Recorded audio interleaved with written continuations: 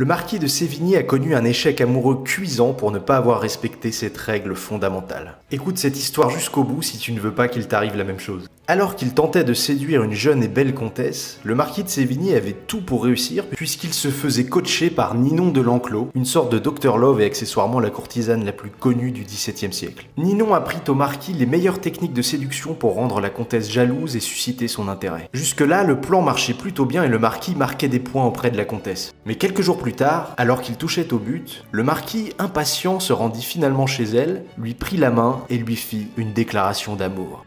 À cet instant, le charme était rompu et tout le jeu de la séduction brisé. Le malaise s'était installé et l'intérêt de la comtesse pour le marquis avait presque disparu. Ce fiasco aurait pu être évité si le marquis avait écouté jusqu'au bout Ninon de l'Enclos, qui connaissait la loi du pouvoir 3. Dissimulez vos intentions.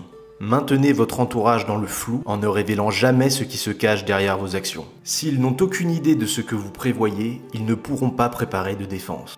Guidez-les assez loin dans une autre direction, enveloppez-les d'un écran de fumée, et quand ils perceront à jour vos desseins, il sera trop tard.